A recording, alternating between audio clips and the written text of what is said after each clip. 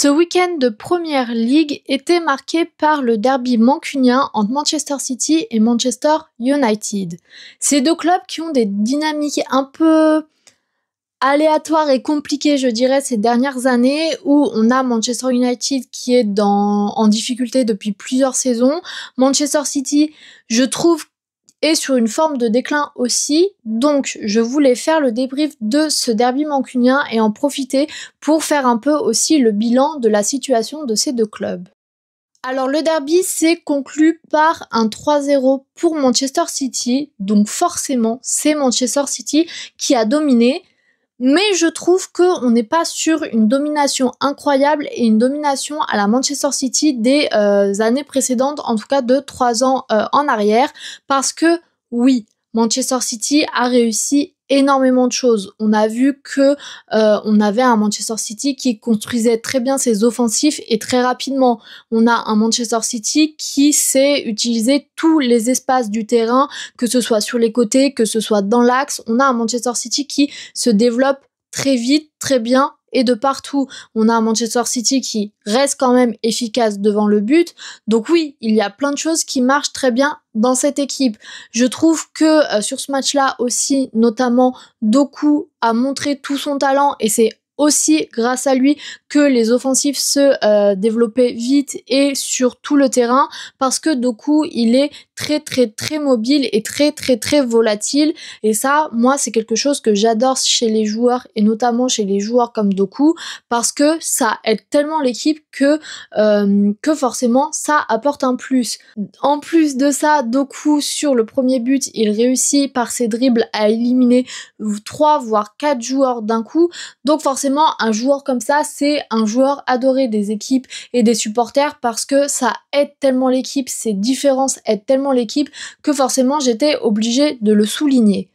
Mais par rapport à ça, paradoxalement, Manchester City a aussi beaucoup raté, j'ai trouvé. Il y a eu énormément d'imprécisions dans les passes, dans certains centres, dans le développement du jeu. Certes, c'était très bien, mais à un moment, les attaques ne donnaient pas grand-chose et c'était plus Manchester United qui était efficace. Donc oui, Manchester City a des phases de jeu incroyables, sublimes, tout ce que vous voulez, avec des passes, avec des transversales magnifiques. Mais sur ce match-là, j'ai trouvé qu'il y avait quand même beaucoup de pertes de ballon. C'est pas forcément une caractéristique à Manchester City, donc ça m'a vraiment surprise sur ce match-là. Et donc, oui, pour conclure, Manchester City a été très bon. C'est eux qui ont dominé le match. Ils étaient très souvent devant les cages de Manchester United. On le voit à la heatmap. La heatmap, elle est quand même assez élargie. Et d'ailleurs, on voit avec la heatmap que Manchester City était très étendu sur le terrain. Mais j'ai trouvé que c'était pas non plus le meilleur match de Manchester City. Je les ai vus beaucoup plus dominants les années précédentes, il y a 3 ans, 4 ans, où Manchester City était vraiment à son prime. Et du côté de Manchester United, pour moi, c'est un peu l'inverse. On sait que Manchester United est dans une période compliquée, donc je ne m'attendais pas à les voir jouer d'une manière flamboyante.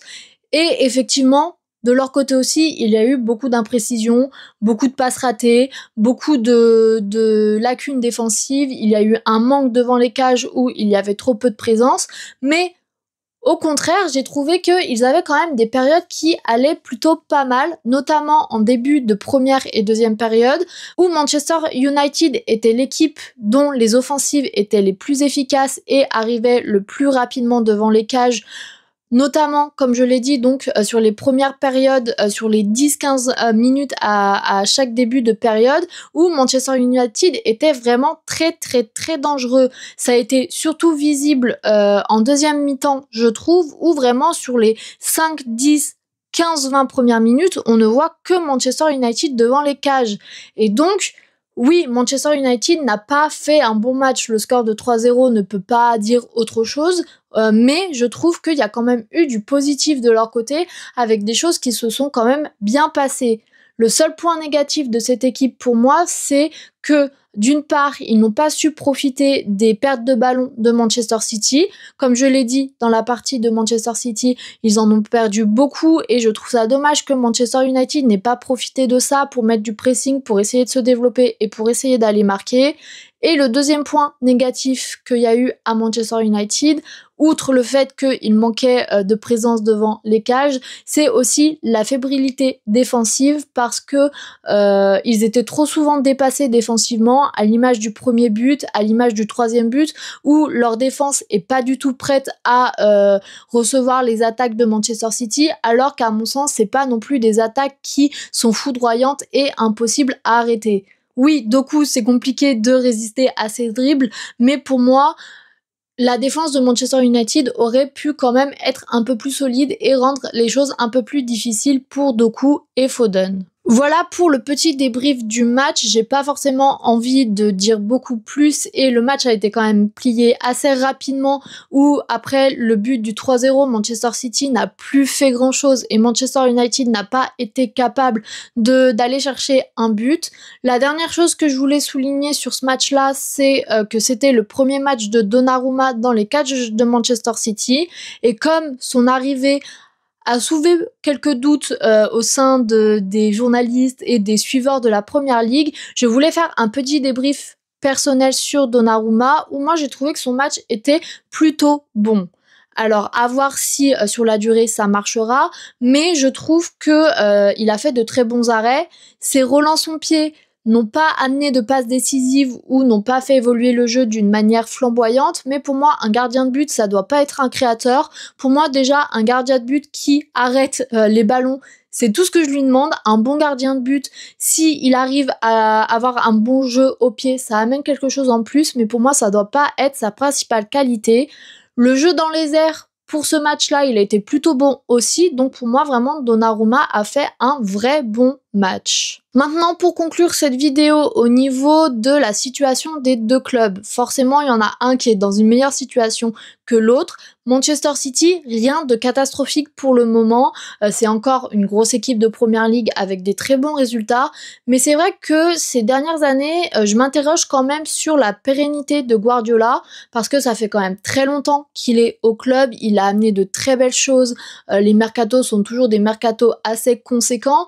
Et je trouve qu'on perd de plus en plus en qualité de jeu et en développement du jeu parce que sur ce derby-là, j'ai pas trouvé leur jeu flamboyant comme je l'ai dit. Il y a des très belles choses encore, mais je trouve que par rapport aux années précédentes, ils ont quand même perdu de l'intensité, de l'identité de jeu et donc ça me fait me poser une question parce que ça marche face aux équipes comme Manchester United qui sont encore plus en difficulté, mais on voit que ces dernières années, sur les 2 dernières saisons, Manchester City n'arrive plus à suivre le rythme de Liverpool par exemple et donc moi je me demande si ça serait pas le temps de changer de coach parce qu'il y a bien un moment où Guardiola devra partir et je pense que ça peut être le bon moment parce que les résultats sont pas encore catastrophiques, le jeu non plus et je trouverais ça dommage qu'après tout ce que Guardiola a fait pour le club, son histoire se termine à un moment où le club sera vraiment descendu dans les résultats, dans le classement.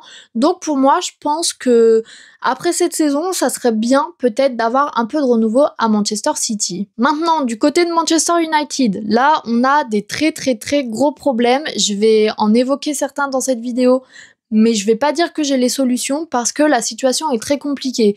Pour moi, Manchester United, de toute façon, il y a des problèmes à tous les niveaux. Au niveau des dirigeants, au niveau du coach et au niveau des joueurs.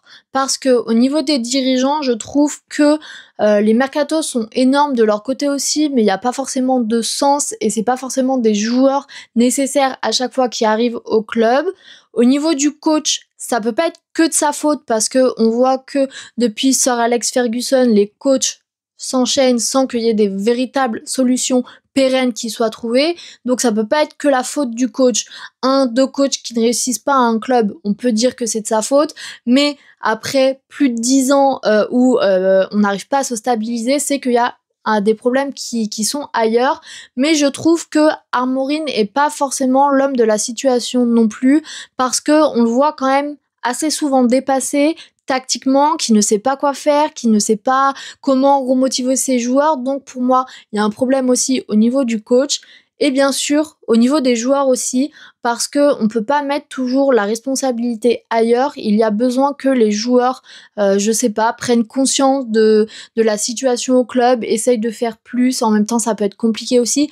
J'ai pas vraiment de solution parce que la situation est tellement compliquée que je ne saurais même pas comment arranger cette situation, mais je pense que ça en vient par une véritable refonte du club. Mais de toute façon, c'est pas le seul club qui a des difficultés après avoir connu un gros coach comme Sir Alex Ferguson. Je prendrais comme exemple Arsenal qui, depuis le départ d'Arsène Wenger, a du mal aussi à retrouver de sa grandeur sous ce coach-là.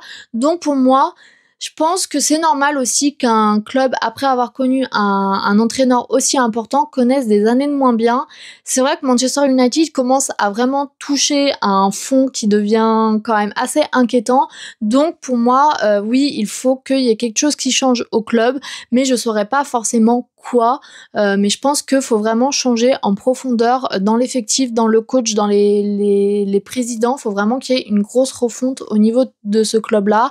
Essayer de repartir de zéro, entre guillemets, donc peut-être pas en championship, mais dans les parties basses du tableau pour petit à petit réussir à remonter et à refonder un vrai club, un vrai effectif. Mais je sais pas trop, je suis pas expert là-dessus, donc c'est que mon avis, que des pistes pour améliorer le club. Mais c'est vrai que la situation à Manchester United est quand même assez inquiétante. Pour cette vidéo, je vais m'arrêter là. Je pense que j'ai fait le tour de tout ce que j'avais et de tout ce que je pouvais dire sur le derby et sur la situation de ces deux clubs. J'espère que cette vidéo vous aura plu. Et quant à moi, je vous dis à bientôt pour les vidéos sur la Ligue des Champions et salut!